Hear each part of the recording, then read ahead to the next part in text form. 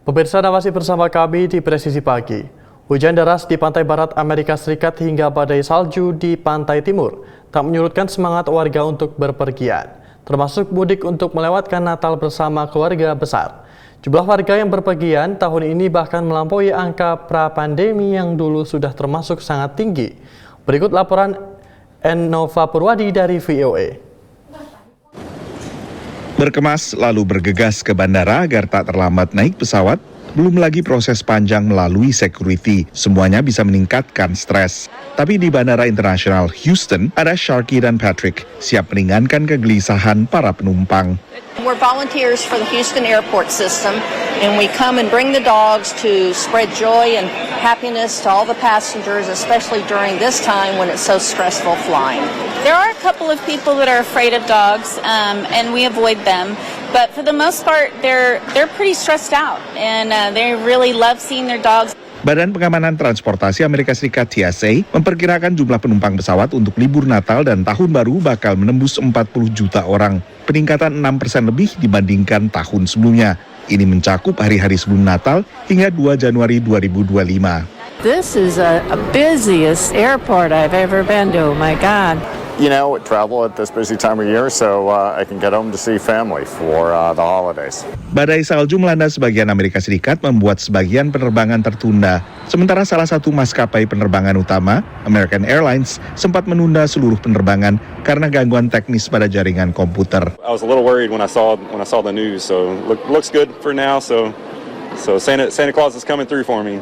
Jumlah warga yang bepergian pada libur Natal tahun ini tak hanya melampaui angka tahun sebelumnya, tapi juga angka pra-pandemi. The busiest air travel days of all time have happened this year. So airline travel is just really high right now. But most people do drive to their destinations, and that's true for every holiday. Asosiasi Otomobil Amerika Serikat memperkirakan sekitar 120 juta warga AS bepergian 80 km atau lebih pada libur Nataru. Sebagian besar menggunakan mobil. Roadways are picking up. Everyone's trying to get to their family and friends. Our department's putting out as many officers as possible to be out there.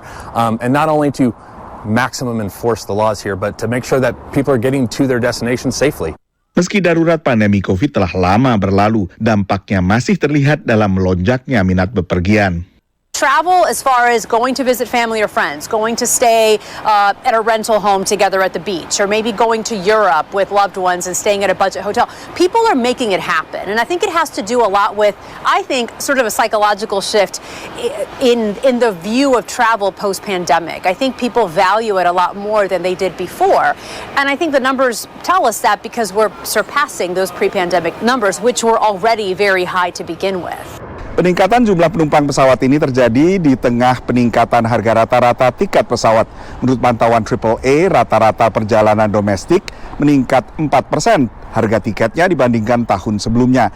Sementara untuk perjalanan internasional, harga tiket rata-rata naik 13%. Dari Washington DC, saya Nova Purwadi dan tim VOA.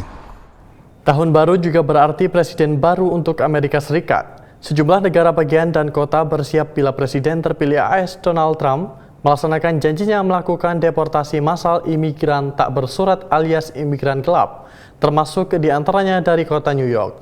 Berikut laporan Randy Wicaksana dari VOA.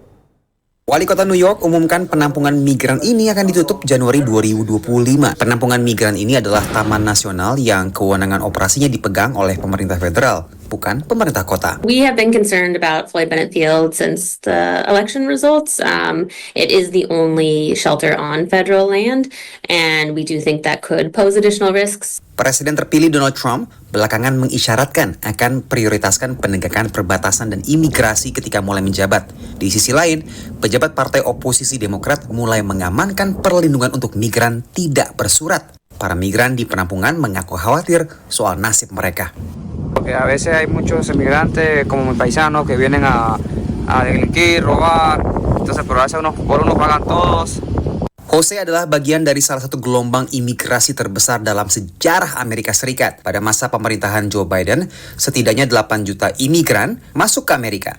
gelombang migran dengan angka masif terjadi di 1850-an, menurut analisa data pemerintah oleh surat kabar The New York Times. I think the numbers that we've seen in the last couple of years are historic, the largest number that we've seen in history by pure number, not by necessarily by percentage. Diperkirakan ada 11 juta migran tidak bersurat di Amerika Serikat berdasarkan data dari Pew Research Center tahun 2022. Dan negara bagian New York ini menjadi negara bagian dengan populasi migran tak bersurat ketiga terbesar setelah Florida dan juga Texas berdasarkan data dari tahun 2019 hingga tahun 2022. Baru-baru ini, wali kota New York menemui pimpinan perbatasan AS pilihan Donald Trump untuk menemukan jalan tengah. My conversation today with the border czar to figure out how do we go after those individuals who are repeatedly committing crimes in our city. We're going to tell those who are here, who are law-abiding, to continue to utilize the services that they have a right to utilize, educating their children, healthcare, public protection. Pengamat sebut tindakan wali kota New York ini sebagai antisipasi wacana deportasi massal Donald Trump. I do think that one of the calculations he's probably making is he may be recognizing that he might not be able to stop all mass deportations or all mass raids in New York City, but if he's seen as cooperating to some extent, he may have some leverage to sort of figure out how those raids might be prioritized or what communities might be protected. Dari angka 11 juta migran tak bersurat, diantaranya adalah para migran pencari suaka yang masuk ke Amerika lewat program pemerintah federal untuk negara-negara yang dilanda konflik seperti Haiti, Nicaragua, Venezuela, dan Ukraina.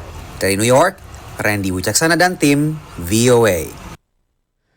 2 orang poluan cantik personel Korlantas Polri yang sekaligus reporter NTMC Polri menyempatkan diri hadir ke studio podcast Presisi Polri TV. Informasinya usai jeda berikut ini. Wajah-wajah reporter NTMC Polri